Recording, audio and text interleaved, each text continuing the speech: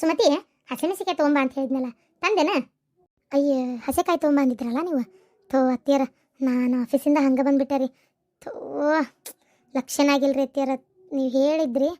ಅಯ್ಯೋ, ಗಡಿಬಿಡಿ ಒಳಗೆ ಮತ್ತೆ ಬಿಟ್ಟೆ ಅತ್ತಿಯರ. ಈಗ ಏನು ಮಾಡೋದು? ನಾನು ಹಂಗೆ ಬಂದೆ ಅಲ್ಲ ಆಫೀಸಿಂದ ಹೊರಗೆ, ಬಸ್ ಬಂತಂತೇಳಿ ಹಂಗೆ ಹತ್ತೇ ಬಿಟ್ಟೆ. ಈ ಬಸ್ ಬಂದು ತಡಿ ಬಿಟ್ಟರು ಸಿಗಲ್ಲ, ಮತ್ತೊಂದು 2 ತಾಸು ಲೇಟ್ ಆಕತಿ.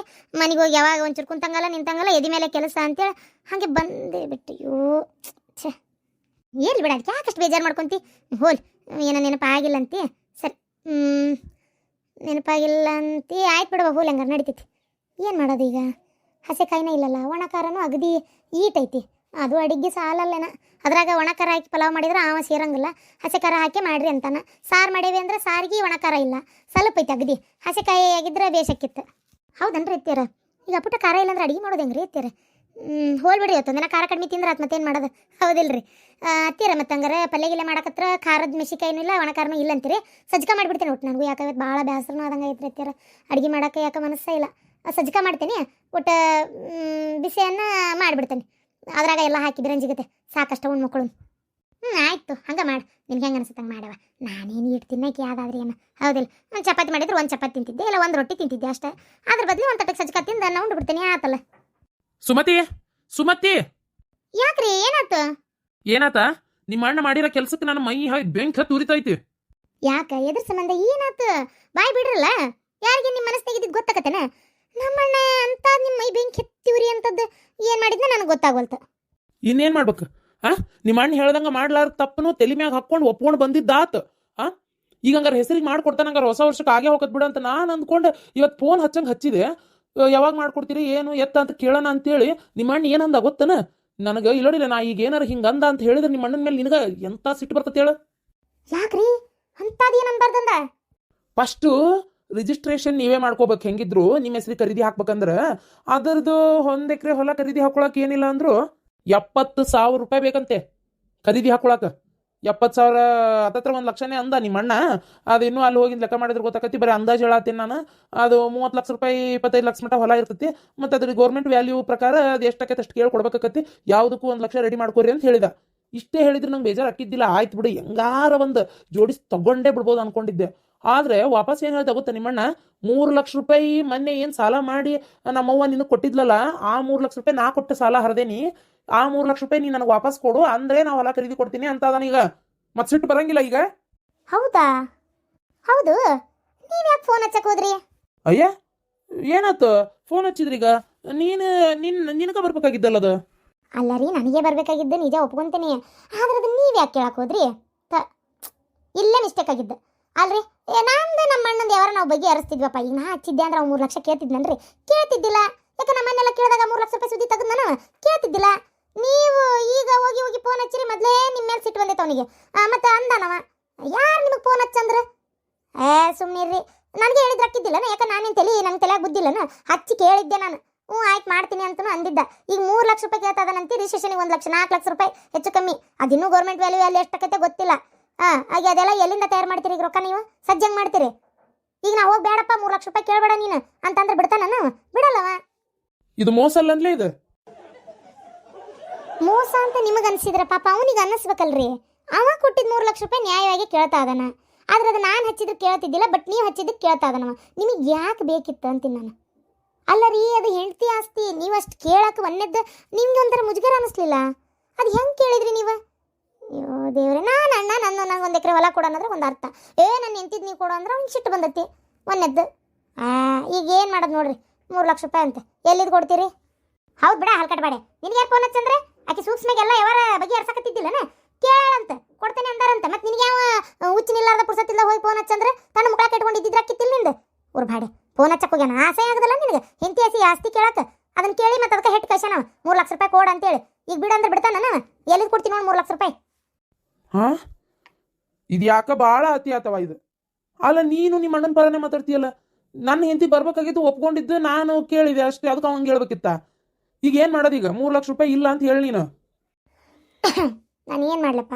ಇಲ್ಲ ಅಂತ ನಾ ಹೆಂಗೆ ಹೇಳಿ? ಅಲ್ರಿ, ಅವಂಗ ಮನಸ್ಸಿನಾಗ ಏನಾಯ್ತು ಯಾರಿಗೆ ಗೊತ್ತು? ನಾನು ಹೇಳ್ದಂಗೆಲ್ಲ ಕೇಳ್ತಾನ? ನಾ ಹೇಳ್ದಂಗೆಲ್ಲ ಮಾಡ್ತಾನ? ನಿಮ್ಮ ಪರ ನಿಮ್ಮ ಸಪೋರ್ಟ್ ಮಾಡಿ ಮಾತಾಡಿ ನಾನು. ನನ್ನ ಗಂಡ ರಾಜ ರಣವಿಕ್ರಮ, ರಣಧೀರ ಕಂಠೀರವ, ಸತ್ಯ ಹರಿಶ್ಚಂದ್ರನ್ ಕೊನೆ ತುಂಡು. ನನ್ನ ಗಂಡ ಅಂದ್ರೆ ಸತ್ಯದಂತೆ ನಡೆಯವ, ನ್ಯಾಯದಾರಿಯಾಗಿ ನಡೆಯವ ಅಂತೇಳಿ ಎಲ್ಲ ಪರ ವಯಸ್ಸು ಮಾತಾಡಿ ಬಂದನಿ. ನನ್ನ ಮೇಲೂ ಕೆಂಡದಂತ ಕೋಪ ಬಂದತ್ತೆ ಅವಂಗ ಸಿಟ್ಟು. ಈಗ ನಾ ಹೇಳಿದ್ರೆ ಕೇಳ್ತಾನನ್ರಿ? ಸುಮ್ಮನಿರಿ. ಈಗ ಅದು ಬಿಡ್ರಿ, ಅಡಿಗೆಗೆ ಸಜ್ಜಕ ಮಾಡ್ತೀನಿ, ಬಿರಂಜಿ ಅನ್ನ ಮಾಡ್ತೀನಿ, ಊಟ ಮಾಡ್ಬಿಡ್ರಿ. ಅಲ್ಲ ಈಗ 3 ಲಕ್ಷ ರೂಪಾಯಿ ಎಲ್ಲಿಂದ ತರಲಿ? ನಿಮ್ಮ ಅಣ್ಣಗೆ ಹೇಳು, ಹೊಲ ಮಾರಿದ್ಮೇಲೆ 3 ಲಕ್ಷ ರೂಪಾಯಿ ಕೊಡ್ತೀವಿ ಅಂತ ಹೇಳಿ. ನನಗೆ ಗೊತ್ತಿಲ್ಲ, ನೀವೇ ಹೇಳ್ರಿ. ಒಪ್ಕೊಂಡ್ರೆ ಒಪ್ಕೋಬೋದು. ನಾ ಹೇಳ್ಬೇಕನ ಅದನ್ನ? ಒಪ್ಕೋಬೇಕಲ್ಲಮ್ಮ. ನೋಡ್ರಿ, ಒಂದ್ಸಲ ನಾನು ನಿಮ್ಮ ಪರ ವಹಿಸಿ 3 ಲಕ್ಷ ರೂಪಾಯಿ, 1 ರೂಪಾಯಿ ಅಲ್ಲ 2 ರೂಪಾಯಿ ಅಲ್ಲ 3 ಲಕ್ಷ ರೂಪಾಯಿ ನಮ್ಮ ಅವನ ಕಡೆ ನಾನು ಇಸ್ತು ನಿಮಗೆ ಕೊಟ್ಟೆ. ನೀವು ನನ್ನ ಮಾತನಂತ ನಡೆದ್ರೆ, ನನ್ನ ಹೆಸರು ಉಳಿಸಿದ್ರೆ ನನಗೆ ಅಲ್ಲೇ ಮರ್ಯಾದೆ ಹೋತು. ಹೌದಾ? ಆ 3 ಲಕ್ಷ ರೂಪಾಯಿ ನಮ್ಮ ಅಣ್ಣ ಬಗೆಹರಿಸಿನ. ನನ್ನ ಮಾತಿನ ಮ್ಯಾಗ ನಂಬಿಕೆನೇ ಇಲ್ಲ ಅವರಿಗೆ. ಯಾಕಂದ್ರೆ ಒಂದ್ಸಲ ನಿಮ್ಮ ಪರ ಮಾತಾಡಿ ರೊಕ್ಕ ತೊಗೊಂಡು ನನ್ನ ನಂಬಿಕೆ ಕೆಡಿಸ್ಕೊಂಡ್ಬಿಟ್ಟೇನಿ. ಈಗ ಮತ್ತೆ ಯಾವ ಬಾಯಿಲೆ ಮಾತಾಡ್ಲಿರಿ? ನಂಬಿಕೆ ಇರಬೇಕಲ್ಲ. ನೋಡ್ರಿ, ಅವ್ರಿಗಂತರೂ ನಂಬಿಕೆ ಇಲ್ಲ. ಏನು ಸುಮ್ಮನೆ ನಾನು ಮಾತಾಡಿ ಅಸಹ್ಯ ಆಗಕ್ಕೆ ಒಲ್ಲೆ. ನೀವೇ ಬಿಟ್ಟಿದ್ದು, ನಿಮಗೆ ಬಿಟ್ಟಿದ್ದು. ಹೋದ ಸಲನೂ 3 ಲಕ್ಷಕ್ಕೆ ನನ್ನೇ ನಡುವಿಟ್ರಿ, ಈ ಸಲ 3 ಲಕ್ಷಕ್ಕೆ ನೀವೇ ಮಾತಾಡ್ರಿ. ಇದೇ ನಿನ್ ಕೊನೆ ತೀರ್ಮಾನ ಹೌದಲ್ಲ? ಅಲ್ಲ, ನಿಮ್ಮಣ್ಣ ಹೊಲ ಕೊಡಕ್ಕೆ ಇಷ್ಟ ಇಲ್ಲಾರ್ದ ಬೇಕಂತ ಮಾಡಕತ್ತಾನ. ಅದು ನನಗೆ ಹೆಂಗೆ ಗೊತ್ತಾಕತ್ರಿ? ನಾನೇನು ಅವ್ನ ಮನಸ್ಸಿನಾಗ ಹೊಕ್ಕೊಂಡು ನೋಡಕತ್ತೈತೆ. ಅದಕ್ಕೆ ಹೇಳೋದು ಏನು, ನಮ್ಮ ಜಗಳದ 3ನೇದಾರು ಬರಬಾರ್ದು ಅಂತೇಳಿ. ನೀವು ಸ್ವಲ್ಪ ಸುಮ್ಮನಿದ್ ಬಿಟ್ಟಿದ್ರಿ ಇದೆಲ್ಲ ಹಾಕಿದ್ದಿಲ್ಲ. ಏನ ಒಟ್ಟು ಎಲ್ಲ ನನ್ನ ತಲೆ ಮ್ಯಾಗ ಹಾಕಿದೆ ಅನ್ನೀಗ. ನೋಡ್ರಿ ಅತ್ತಿಯರು, ಇವ್ರು ಮಾತಾಡೋದ್ರಾಗ ಅರ್ಥ ಐತೆನ? ಅಲ್ಲ, ನನ್ನ ತಲೆ ಮ್ಯಾಗ ಹಾಕಿದೆ ಅಂತಾರೆ. ಇವ್ರು ಯಾಕೆ ಫೋನ್ ಹಚ್ಚಕ್ಕೆ ಹೋಗ್ಬೇಕು? ಮೊದಲೇ ನಮ್ಮ ಅಣ್ಣಗೆ ಇವ್ರ ಮೇಲೆ ಸಿಟ್ಟೈತಿ ಇವ್ರ ಮೇಲೆ. ಇವ್ರು ಮತ್ತೆ ಫೋನ್ ಹಚ್ಚಿದ್ರೆ ಅವ್ನಿಗೆ ಮತ್ತೊಟ್ಟು ಸಿಟ್ಟು ಎಲ್ಲೆಲ್ಲ ಉರ್ದಂಗಾಗಿ ಬಾಯಿಗೆ ಬಂದಂಗೆ ಮಾತಾಡೋಣ. ಹೊಲ ಕಷ್ಟಪಟ್ಟು ದುಡಿದು ಬಗೆಹರಿಸಿ ಸಾಲ ತೀರ್ಸಿ ಬಿಡಿಸ್ಕೊಂಡ ಅವನು ನ್ಯಾಯದಂತ ನಿಜವಾಗ್ಲೂ ನಾ ಕೇಳಬಾರ್ದು. ಅದನ್ನ ನ್ಯಾಯದ ಪ್ರಕಾರ ನೋಡಿದ್ರೆ ನಾ ಕೇಳಲೇಬಾರ್ದು. ಆದರೂ ಕೇಳಿದೆ ಪಾಪ. ಯಾಕಂದ್ರೆ ನನ್ನ ಗಂಡಗ ಬಾಯಿಗೆ ಬಂದಂಗೆ ಮಾತಾಡಿದ್ನಲ್ಲ ಅನ್ನೋ ಕಾರಣಕ್ಕೆ. ಮತ್ತೆ ಈಗ ಅದನ್ನ ನಾವೇ ಬಗೆಹರಿಸ್ಕೊಂತಿದ್ವಿ. ಇವ್ರು ಯಾಕೆ ಫೋನ್ ಹಚ್ಬೇಕು ಹೇಳ್ರಿ? ನೀವೇ ನೋಡೋಣ. ಅಯ್ಯೋ ದೇವ್ರೆ, ಮತ್ತೆ ಈಗ ನೋಡಿದ್ರೆ ನನ್ನ ಮೇಲೆ ಹಾರು ಬೀಳಕತ್ತಾರ. ಏನು ಹೇಳೋದು ನೋಡ್ರಿ ಅತ್ಯಾರ. ಸರಿ, ನಾ ಅಡಿಗೆ ಮಾಡಕ್ಕೆ ಹೋಗ್ತೇನೆ ರೀ ಅತ್ಯಾರ. ಹೊತ್ತು ಭಾಳಾಗೈತಿ, ನನಗೂ ಹೊಟ್ಟಸ್ತತಿ. ಬೆಳಗ್ಗಿಂದ ಅಲ್ಲಿ ಆಫೀಸ್ನಾಗ ಕುಂತು ನಡ ಹೊಡ್ಯಾಕತ್ತೈತಿ.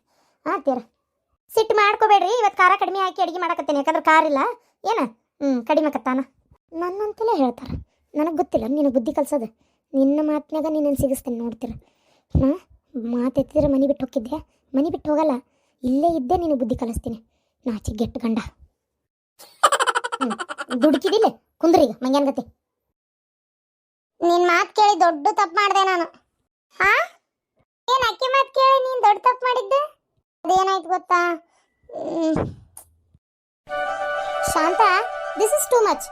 ಈ ರೀತಿ ಈಕೆ ಹೇಳಿದ್ಲು ಅಂತ ಹೇಳಿದ್ರೆ ನಮ್ಮವ ಎದಕ್ಕೂ ಹೆದರವಲ್ಲ. ಕೊಟ್ರೆ ಕೊಡು ಡೈವರ್ಸ್. ಆಗ್ಲೇ 2ನೇ ಮದ್ವಿಗೆ ತಯಾರಾಗತ್ತಾನ. ಮೈ ಗಾಡ್, ನಿಂಗೆ ಗೊತ್ತಿಲ್ಲ. ಸ್ವಪ್ನ ನೀ ಹೇಳಿಲ್ಲ ನಂಗಾರ? ನಾನೇನು ಹೇಳ್ಬೇಕಿತ್ತು? ಏನು ವಿಚಾರ ಅಂತಂದ್ರೆ, ಆಲ್ರೆಡಿ ಅವ್ರದ್ದು ಡೈವರ್ಸ್, ಅವ್ರ ಮನೆಯಾಗ ಅವರು ಕೊಡು ಎಲ್ಲ ತೀರ್ಮಾನ ಜೋರಾಗೆ ನಡೆದಿತ್ತು. ನಡೆದ್ಮೇಲೆ ಕಡೀಗೆ ಲಾಸ್ಟಿಗೆ ಬೇಡ, ಇದನ್ನೇ ಬೆಳೆಸ್ಕೊಂಡು ಹೋಗೋದು ಬೇಡ, ಹುಡುಗ ಹುಡುಗಿ ಚಂದ ಇರಲಿ, ಏನು ಸುಮ್ಮನೆ ಮತ್ತೀಗ ಡೈವರ್ಸು ಅದು ಇದು ಅಂತೇಳಿ ಮತ್ತೆ ಮದುವೆ ಮುಂಜಿ ಅಂತ ಮಾಡ್ಕೊಂಡು ಕುಂದ್ರೋದು. ಈಕಿ ಜಾಸ್ತಿ ಅಲೆಮನಿ ಕೇಳಿದ್ಲ. ಅದೇ ಇದು ಡೈವರ್ಸ್ ಆದಮೇಲೆ ಅದೇನೋ ಕೇಳ್ತಾರೆ ಜೀವನಾಂಶ, ಅದು ಜಾಸ್ತಿ ಕೇಳಿದ್ಲ. ಅದಕ್ಕೆ ಅದನ್ನೆಲ್ಲ ಎಲ್ಲಿ ಕೊಡೋಕ್ಕಾಕೈತಿ, ಬೇಡ ಸುಮ್ಮನೆ ಈಕಿ ಜೊತೆಗೆ ಬಾಳ್ವೆ ಮಾಡಿದ್ರೆ ಆತ ಅಂತೇಳಿ ಅವ್ರ ಮನೆಯಾಗ ಒಪ್ಕೊಂಡು ಸುಮ್ಮನಾಗಿದ್ದಷ್ಟೇ. ಹೌದಾ? ಈಗ ಏನು ಮಾಡೋದು? ನಮ್ಮ ಮನೆಯಾಗ ಈಕಿ ಮಾತು ಕೇಳು ಅಂದ್ಬಿಟ್ಟೆ. ಈಗ ನನಗೆ ಎಲ್ಲರೂ ತಿರುಗಿ ಬಿದ್ದಾರ. ಜಾಸ್ತಿ ಕೇಳು ಜೀವನಾಂಶ, ಅವರೇ ಬಾಯಿ ಮುಚ್ಕೊಂಡು ನೋಡು ಬಂದು ನಿನ್ನ ಜೊತೆ ಜೀವನ ಮಾಡ್ತಾರೆ. ಜೀವನಾಂಶ ಕೇಳ್ಬೇಕಾ? ಜೀವನಾಂಶ ನಂಗೆ ಯಾಕೋ ಕೇಳೋ ಬೇಡ ಅಂತ ಅನಿಸ್ತೈತಿ. ಹೇಳು, ಗೊತ್ತಕೈತೆ ನೋಡು. ಅವಾಗ ಅದನ್ನೆಲ್ಲ ಹೇಳ್ಕೊಡಕ್ಕೆ ಹೋಗೋದು ಬೇಡ ಅಂತೇಳಿ ಅವರೇ ಮದ್ವೆ ಆಗಿದ್ದೇ ಇರಲಿ, ನಾನು ನಿನ್ನ ಜೊತೆಗೆ ಬಾಳ್ವೆ ಮಾಡ್ತೀನಿ ಅಂತಾರೆ. ಹಂಗಂತೀಯ? ಸರಿ, ಲಾಸ್ಟ್ ಇದು ಒಂದು ಟ್ರೈ ಮಾಡ್ತೀನಿ, ನೋಡೋಣ ಎಷ್ಟರ ಮಟ್ಟಿಗೆ ಸಕ್ಸಸ್ ಆಗುತ್ತೆ ಅಂತ. ಆದರೂ ಅಕಸ್ಮಾತ್ ಇದು ಏನಾರ ಫೇಲ್ಯೂರ್ ಆದರೆ ಮುಗೀತು ನನ್ನ ಕತೆ. ಏನು ಮಾಡೋಕ್ಕಾಗಲ್ಲ. ಅವಾಗ ನೀನೇ ಹೋಗಿ ಜೀವನ ಮಾಡಬೇಕು, ಇಲ್ಲ ನಿಮ್ಮ ಮಾವ ಹೇಳ್ದಂಗೆ ಡೈವರ್ಸ್ ಕೊಡ್ಬೇಕಷ್ಟೇ. ನನಗೆ ನಮ್ಮ ಮಾವ ಅಂದರೆ ಇಷ್ಟನ, ಅವನ ಜೊತೆಗೆ ಜೀವನ ಮಾಡೋಕ್ಕೂ ನಂಗೆ ಇಷ್ಟನ. ಆದ್ರೆ ಯಾಕೋ ಮೊದಲು ಮದುವೆ ಆದಾಗ ಚಲೋ ಅನ್ನಿಸ್ತೈತಿ. ಈಗ ಆ ಹಳ್ಳಿಗೆ ಹೋಗಿರೋಕೆ ಇಷ್ಟ ಇಲ್ಲ, ಏನೋ ಒಂಥರ ಬೇಜಾರು. ಕರೆನ ಅದಕ್ಕೆ ನೀನು ನಿಮ್ಮ ಮಾವನ ಮದುವೆ ಮಾಡ್ಕೊಂಡೇನ? ಹೇಳ್ದಂಗೆ ಕೇಳ್ತಾನೆ ಬಿಡ ಅಂತೇಳಿ ಆಗಿದ್ದು. ನೋಡಿದ್ರೆ ಈಗ ಅವ್ನು ಇಲ್ಲಿ ಹೋಗಿ ಹುಲಿ ಆಗೈತೆ ಅನ್ನಂಗೆ ಆಗೈತೆ ನನ್ನ ಕತಿ. ಪಾಪ ಹಿಂಗೆ ಆಗಬಾರ್ದಾಗಿತ್ತಲ್ಲ. ಆದ್ರೆ ನೀನು ಜಾಬ್ ಮಾಡಾಕಿನಿ ಎಲ್ಲರೂ ಸಿಟಿ ಒಳಗಿದ್ದು ಹುಡುಗನೇ ಮದುವೆ ಮಾಡ್ಕೊಟ್ಟಿದ್ರೆ ಆಕಿತ್ತಪ್ಪ. ಮೊದಲೇ ನಾ ಜಾಬ್ ಮಾಡೋದೆ ನನ್ಗೆ ಹಂಗೆ ಮನ್ಯಾಗ ಇರಕ್ಕೆ ಇಷ್ಟ ಇಲ್ಲ ಅಂತೆಲ್ಲ ಕಂಡೀಷನ್ ಹಾಕಿ ಮಾಡ್ಕೊಂಡ್ಬಿಟ್ಟಿದ್ರೆ ಆಗೋಕ್ಕಿತ್ತಲ್ಲ. ನಿನ್ನ ಪ್ರಕಾರ ಆರಾಮಾಗಿರ್ಬೋದಿತ್ತು. ಅದೇ ಇವಾಗ ಯಾವಾಗಾರ ಯೋಚನೆ ಮಾಡಿದ್ರೆ ಅನ್ನಿಸ್ತೈತಿ. ಬಟ್ ನಾನು ಮೊದಲು ಇದನ್ನೆಲ್ಲ ವಿಚಾರನೇ ಮಾಡಲಿಲ್ಲ. ನಮ್ಮ ಅಕ್ಕ ನಮ್ಮ ಮಾವನ್ ಮಾಡ್ಕೋತಾಳಲ್ಲ ಅಂತೇಳಿ ನಂಗೆ ಯಾವಾಗಿದ್ರೂ ಸಣ್ಣವಳಿದ್ದಾಗಿಂದ ಒಂದು ಹಠ. ನಮ್ಮ ಅಕ್ಕನಕ್ಕಿಂತ ಬೆಸ್ಟ್ ಆಗಿರೋದೇ ನಂಗೆ ಸಿಗ್ಬೇಕು. ನಮ್ಮ ಅಕ್ಕ ಇಷ್ಟಪಟ್ಟಿದ್ದು ನನಗೆ ಬೇಕನ್ನೋ ಒಂದು ಹಠ ನನಗೆ. ಅದಕ್ಕೆ ಎಷ್ಟೋ ಸಲ ಆಕೆ ಇಷ್ಟಪಟ್ಟಿದ್ದು ಸೀರೆ ನಾ ತೊಗೊಂಡೇನಿ, ಇಷ್ಟಪಟ್ಟಿದ್ದು ಚೂಡಿದಾರ್ ನಾ ತೊಗೊಂಡಿದ್ದೆ. ಕಡೆ ಹುಡುಗನೂ ಅಷ್ಟೇ ನಮ್ಮ ಮಾವನ್ ಇಷ್ಟಪಟ್ಟಿದ್ಲು ನಾನು ಮಾಡ್ಕೋತೀನಿ ಅದಕ್ಕೆ ಪಾಪ ಕೈಯೇ ಬಿಟ್ಲ. ನೋಡಿದ್ರೆ ನನಗಿಂತ ಚಲೋ ಹುಡುಗನ ಸಿಕ್ಕ ಈಗ ಆಕೆಗೆ. ಇದೊಂದು ವಿಚಾರದಾಗ ನಂಗೆ ಫೇಲ್ ಆಗಿದ್ದು. ಆಕೆ ಓದಿಲ್ಲ, ನಾನು ಓದ್ಬೇಕನ್ನೋ ಹಠನೂ ಬಂದಿತ್ತು ನನಗೆ. ಓದಿದೆ ಅದ್ರ ಪ್ರಕಾರ. ಆಕೆ ಜಾಬ್ ಮಾಡಲ್ಲ ಏನಿಲ್ಲ, ಮನ್ಯಾಗ ಮುಸ್ರಿ ತಿಕ್ಕೊಂಡು ಬಿದ್ದಿರ್ತಾಳೆ. ನಾನು ಜಾಬ್ ಮಾಡ್ಬೋದು ಅನ್ನೋ ಒಂದು ಇದಕ್ಕೆ ಜಾಬ್ ಸೇರಿದೆ. ನೋಡಿದ್ರೆ ಅದು ಏನೋ ಬಿಸ್ನೆಸ್ ಅಂತ ಸ್ಟಾರ್ಟ್ ಮಾಡ್ಯಾಳ. ಹಪ್ಪಳ ಸಂಡಿಗೆ ಉಪ್ಪಿನಕಾಯಿ ಅಂತೇಳಿ ಅದು ಖತರ್ನಾಕ್ ನಡೆಯಾಕತ್ತೈತಿ ಈಗ. ಏನೋಪ್ಪ ಒಟ್ನಾಗ ನಾನು ಅಂದ್ಕೊಂಡಿದ್ದಕ್ಕಿಂತ ಆಕೆಗೆ ಸ್ವಲ್ಪ ಜಾಸ್ತಿನೇ ಸಿಗ್ತಾ ಐತಿ. ಅಯ್ಯೋ ಹೋಗ್ಲಿ ಬಿಡ, ಅದಕ್ಕೆ ಯಾಕೆ ಬೇಜಾರು ಮಾಡ್ಕೊಂತೀನಿ. ನಿನ್ನ ಥರ ಎ ಸಿ ರೂಮ್ನಾಗ ಕುತ್ಕೊಂಡು ಬ್ಯಾಂಕ್ ಒಳಗೆ ಕೆಲಸ ಮಾಡೋರಿಗೆ ಎಷ್ಟು ರೆಸ್ಪೆಕ್ಟ್ ಇರ್ತೈತಿ, ಹಪ್ಪಳ ಸಂಡಿಗೆ ಉಪ್ಪಿನಕಾಯಿ ಮಾರೋರಿಗೆ ಎಷ್ಟು ರೆಸ್ಪೆಕ್ಟ್ ಇರ್ತೈತೆ. ಯಾಕೆ ತಲೆ ಕೆಡಿಸ್ಕೊಂತಿ? ಬಿಡು ಹೋಗ್ಲಿ. ಫಸ್ಟ್ ನಿನ್ನ ಜೀವನ ಸರಿ ಮಾಡ್ಕೊಳ್ಳೋ ಕಡೆ ಲಕ್ಷ್ಯ ಕೊಡು. ಸರಿ.